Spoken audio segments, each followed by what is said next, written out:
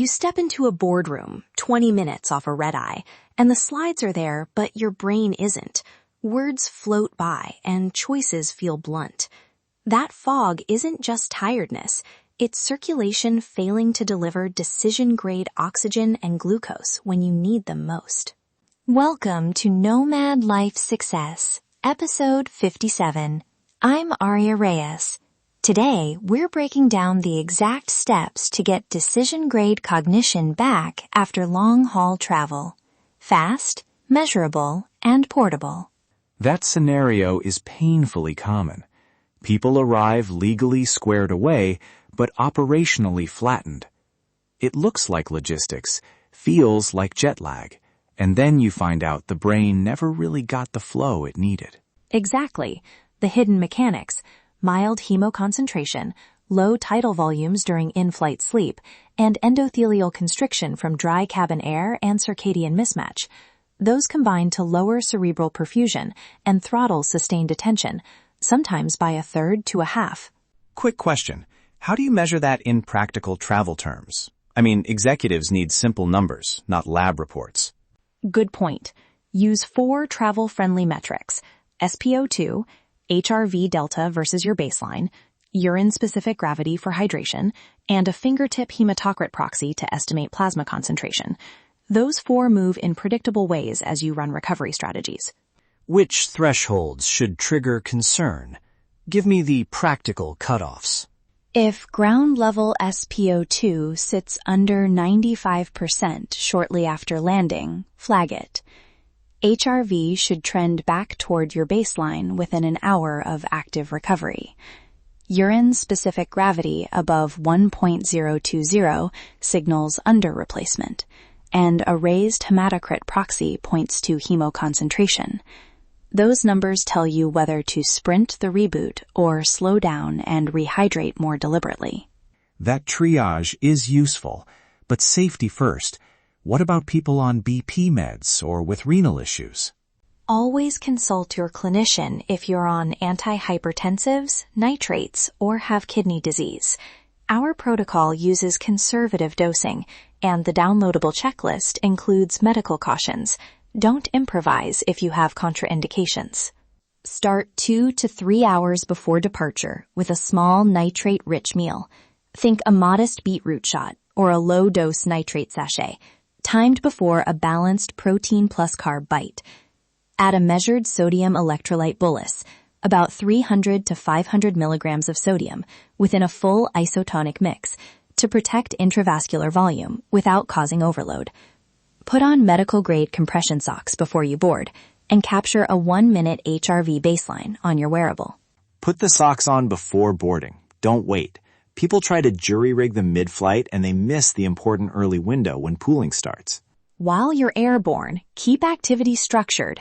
Every 45 to 60 minutes, do a focused calf activation set, heel raises, ankle pumps, 40 to 60 seconds of consistent effort, and repeat. Drink small, hourly isotonic boluses, roughly 200 to 300 milliliters each hour, rather than large quantities of plain water. Monitor SpO2 with a compact pulse oximeter. Sustained dips below 94. Wait, 40 to 60 seconds? That window feels specific. Why keep them short? Short, repeatable sets prevent venous pooling more reliably than sporadic, long efforts. They're easier to do consistently on a schedule, and they preserve perfusion without causing fatigue. Consistency wins over intensity on planes. Also, nose breathing when feasible helps. Slightly higher CO2 supports cerebral perfusion compared with shallow mouth breaths. It's a small lever, but it stacks. On arrival, within the first 10 minutes, run a quick reboot, a low-dose nitrate microshot, 50 to 100 milliliters of a low-concentration beetroot or a single nitrate sachet, followed by 20 minutes of peripheral vasodilation work.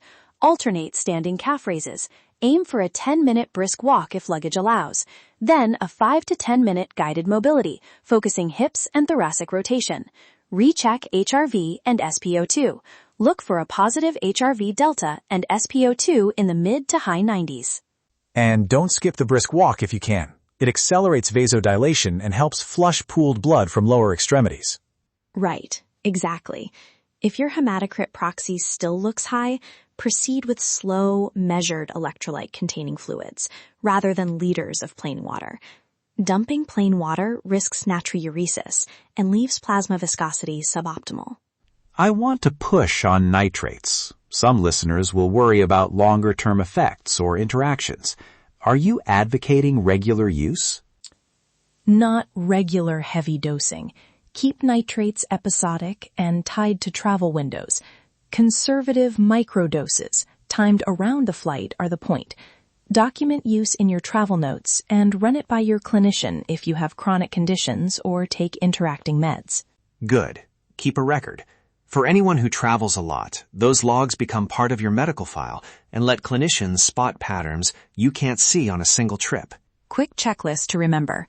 Capture baseline HRV, use a pre-flight low-dose nitrate and measured electrolytes, wear compression socks from boarding, activate calves every hour in flight with isotonic boluses, then run the 20-minute arrival reboot and confirm SpO2, HRV, urine-specific gravity, and hematocrit proxy are trending toward baseline. One operational mistake I see. People try to rehydrate with huge volumes of plain water and then slam caffeine to feel awake. That masks symptoms. It doesn't fix microcirculation. Data doesn't care about your jet lag. Let the numbers guide you. If SpO2 is back up, HRV shows a positive delta within an hour, urine-specific gravity drops under 1.020, and your fingertip proxy normalizes, you are operationally recovered. If not, extend the reboot. Repeat conservative nitrate microdoses spaced an hour apart, and seek clinical review if values remain abnormal. What to pack in one compact pouch: a travel pulse oximeter, an HRV-capable wearable with exportable data, isotonic electrolyte sachets, low-dose nitrate sachets or small beetroot shots, medical-grade compression sleeves, and a fingertip hematocrit proxy tool or consistent measurement method. Integrate readings into your travel notes and set wearable alerts for SpO2 and HRV deviations. Pack those items in an easy-access pouch and calendarize the pre-flight steps. Structure first, freedom second. If the work is scheduled, it actually happens. That is your high-performance blueprint for today.